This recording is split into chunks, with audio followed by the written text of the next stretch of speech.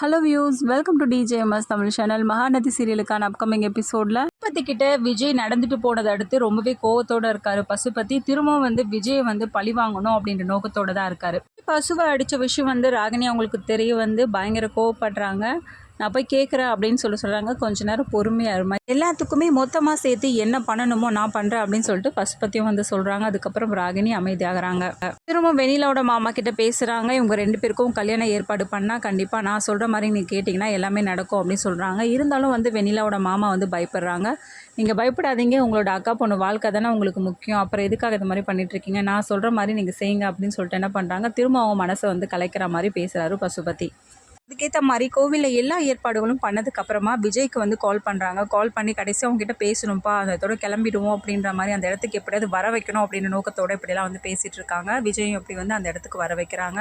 வந்ததுக்கப்புறமா திரும்ப விஜய் என்ன பண்ணுறாங்க, நடந்ததெல்லாம் பார்த்துட்டு பயங்கரமாக திட்டவும் ஆரம்பிக்கிறாங்க. சண்டையும் வருது அந்த இடத்துல. முன்னாடி நடந்த விஷயங்கள் எல்லாத்தையும் ரொம்பவே நினச்சி வருத்தப்படுறது மட்டும் இல்லாமல் காவேரி என்ன பண்ணுறாங்க, விஜய் மீட் பண்ணுறதுக்காக அந்த இடத்துக்கு வராங்க. இங்கே நடந்த விஷயத்த பார்க்குறாங்க.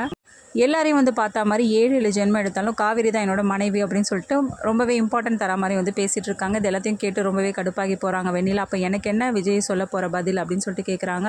ஆனால் பதிலை தான் நான் ஏற்கனவே சொல்லிட்டேனே வெண்ணிலா, அதுக்கப்புறம் எதுக்காக திரும்ப திரும்ப இது மாதிரி என்னை டார்ச்சர் பண்ணிட்டு இருக்க, ஒரு தடவை சொன்னால் உனக்கு புரியாதா அப்படின்னு சொல்லிட்டு என்ன பண்ணுறாங்க, வெண்ணிலாவை பார்த்து பயங்கரமாக கத்த ஆரம்பிக்கிறார் விஜய். விஜய் பேசிகிட்டு இருந்த எல்லாத்தையும் காவேரி கேட்டு சந்தோஷப்படுறது மட்டும் இல்லாமல் விஜய் கிட்ட பேச வர தருணத்தில் மயக்கம் போட்டு கீழே விழுறதை பார்த்து ரொம்பவே பயந்து போன விஜய் என்ன பண்ணுறாங்க, உடனடியாக ஹாஸ்பிட்டல் கூட்டிகிட்டு போகிறாங்க காவேரியை. என்னாச்சுன்னு தெரியல டாக்டர், பேசிகிட்டு தான் இருந்தால் திடீர்னு மயக்கம் போட்டு விழுந்துட்டா அப்படின்னு சொல்லிட்டு ரொம்பவே பதட்டத்தோடு கேட்க, அதுக்கப்புறம் காவேரி செக் பண்ண டாக்டர் என்ன சொல்கிறாங்க, இப்படி கர்ப்பமாக இருக்கவங்க வேலைக்கு தவறாமல் சாப்பிட்டா தானேங்க, சாப்பிட்லன்னா இப்படி மயக்கம் தான் போட்டு விழுவாங்க அப்படின்னு சொல்கிறது கேட்டு பயங்கர ஒரு ஷாக்கிங்காக இருக்குது விஜய்க்கு. ஒன்றுமே புரியல, என்ன சொல்கிறீங்க டாக்டர் அப்படின்னு சொல்லிட்டு என்ன பண்ணுறாங்க கேட்க, மனைவி கர்ப்பமாக இருக்காங்க அப்படின்னு சொல்கிறது கேட்டு உடனே என்ன பண்ணுறாங்க, இப்போ பார்க்கலாமா அப்படின்னு சொல்லிட்டு காவேரியை பார்க்க போகிறாங்க. காவேரியை பார்த்து ரொம்பவே அலறது மட்டும் இல்லாமல், ஏன் காவேரி என்கிட்ட சொல்லாமல் மறைச்சிட்ட அப்படின்னு சொல்லிட்டு என்ன பண்ணுறாங்க, சொல்ல ஆரம்பிக்கிறாங்க. நான் அப்பாவாக போகிறேன் காவேரி அப்படின்னு சொல்லிட்டு ரொம்பவே சந்தோஷமாக காவேரி கிட்ட சொல்லிட்டு இருக்காங்க. இனிமேல் நான் நீ நம்ம குழந்தை 3 பேரும் ரொம்ப சந்தோஷமாக இருக்க போகிறோம் அப்படின்னு சொல்லிட்டு 2 பேரும் இந்த உரையாடல் பார்த்திங்கன்னா ஒரு அழகிய தருணமாக அமைஞ்சிருக்கு. 2 பேருக்குமே பார்க்கறதுக்கே ரொம்ப அழகாக இருக்குது இந்த விஷயம். அதுக்கப்புறமா தாத்தாவுக்கு ஃபோன் பண்ணி சொல்கிறாரு. தாத்தா இதை கேட்டு பயங்கர சந்தோஷப்படுறாரு.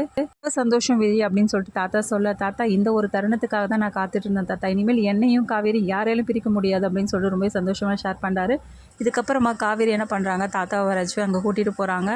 போனதுக்கப்புறமா சாரதாவுக்கு உண்மையெல்லாம் தெரிய வருது. ரொம்பவே அதிர்ச்சியாகிறாங்க சாரதாவும் இதை கேட்டு.